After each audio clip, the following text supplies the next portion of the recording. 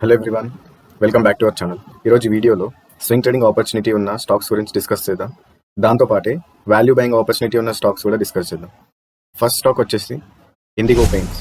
దీంట్లో మంచి value buying opportunity కనిపిస్తుంది. ఇది వీక్లీ చార్ట్ ప్యాటర్న్. స్టాక్ ఇప్పుడు ఈ రెసిస్టెన్స్ ఏరియా ఉంది కదా, ఈ రెసిస్టెన్స్ ఏరియా దగ్గర స్ట్రాంగ్ బ్రేక్అవుట్ ఇచ్చి రీటెస్ట్ చేసి ఇక్కడ రీటెస్ట్ చేసి మళ్ళీ అప్సైడ్ మొమెంటం ఇస్తుంది. ఇది లాస్ట్ ఛాన్స్.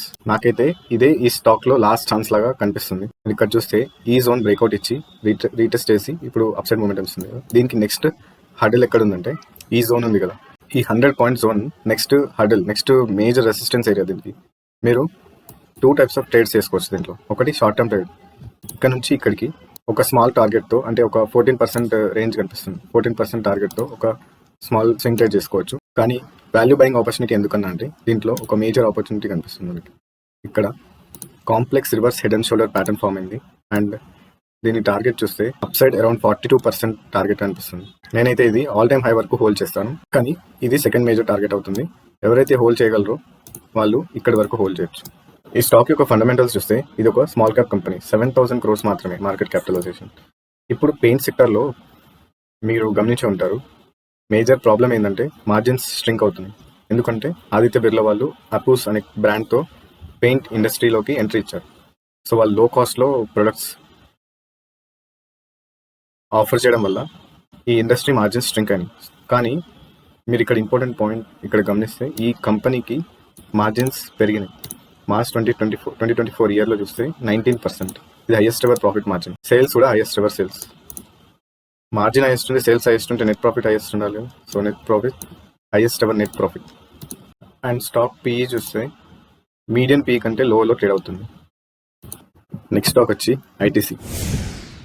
ఐటీసీ గురించి కొత్తగా చెప్పాల్సిన అవసరం లేదు. హ్యూజ్ క్యాష్ ఫ్లో ఉన్న బిజినెస్ ఇది. ఆల్మోస్ట్ 1.5 year ర్యాలీ ఇచ్చిన తర్వాత ఇక్కడ మోర్ దెన్ 1 year కన్సాలిడేట్ అయింది. ఇక్కడ pole and flag pattern form చేస్తుంది.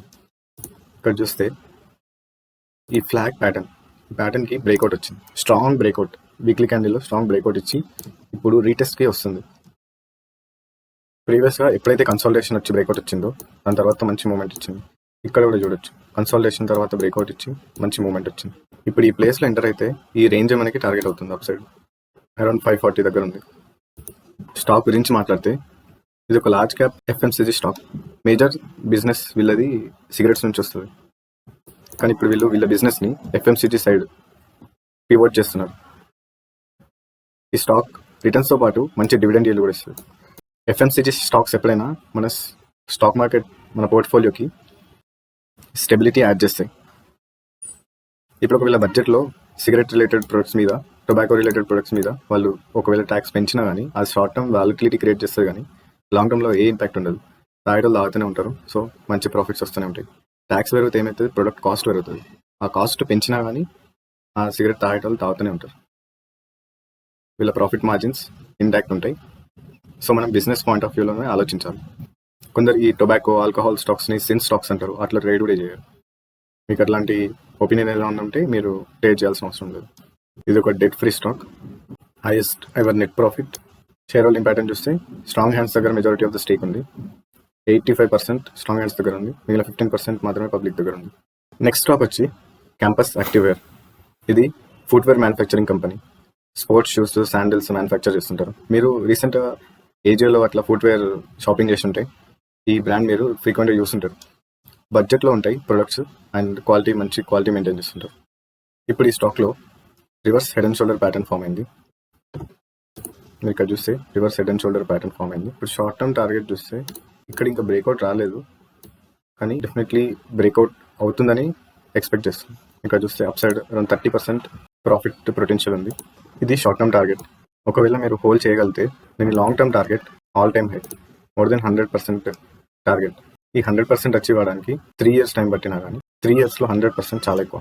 కానీ అకార్డింగ్ టు మీ అంత టైం పట్టదు, అంతకంటే తక్కువ టైంలోనే ఈ టార్గెట్ రీచ్ అయిపోతుంది. ఇది ఒక స్మాల్ క్యాప్ కంపెనీ. ఫండమెంటల్స్ చూస్తే ఇది ఒక small cap company and India's largest sports and athleisure footwear brand in terms of value and volume.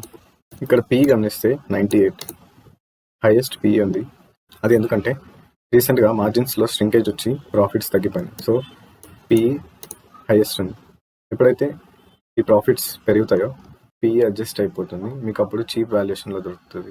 కానీ అప్పటికే స్టాక్ ప్రైస్ చాలా పెరిగిపోయి ఉంటుంది. షేర్ హోల్డింగ్ ప్యాటర్న్ చూస్తే ఎఫ్ఐఎస్ అండ్ ఈఐఎస్ కాన్స్టెంట్గా వాళ్ళ స్టేక్ని ఇంక్రీజ్ చేసుకుంటున్నారు, పబ్లిక్ సేల్ చేస్తున్నారు.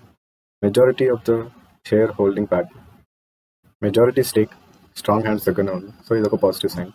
సో ఇవి వాటి మన swing trading and value buying opportunity ఉన్న ట్రేడ్స్.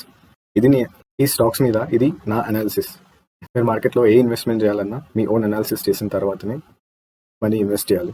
అండ్ నేను రీసెంట్గా ఆప్షన్ బయింగ్ ట్రై చేస్తున్నాను చెప్పాను కదా. ఆప్షన్ బయింగ్లో స్కాల్పింగ్ చేసి ఈరోజు మన పొజిషన్ ఇది 8,929 ప్రాఫిట్. ఆప్షన్స్ ట్రేడింగ్ చాలా రిస్కీ. మీరు ఒకవేళ స్వింగ్ ట్రేడింగ్ కానీ క్యాష్ మార్కెట్లో ఏ విధంగా అయినా మంచి ప్రాఫిట్స్ ఎర్న్ చేస్తుంటే ఆ ప్రాఫిట్స్లో కొంచెం అమౌంట్తో మీకు ఒకవేళ చేయాలని ఉంటే ఆప్షన్స్ ట్రై చేయండి. కానీ స్టార్టింగ్ ఆప్షన్స్లో ట్రేడ్ చేయొద్దు. నేను జస్ట్ ట్రాన్స్పరెంట్గా నేనేం చేస్తున్నానో అది చెప్తున్నాను. సో ఈ వీడియో మీకు నచ్చింది అనుకుంటా. నచ్చితే వీడియోని లైక్ చేసి ఛానల్ సబ్స్క్రైబ్ చేయండి. Thank you.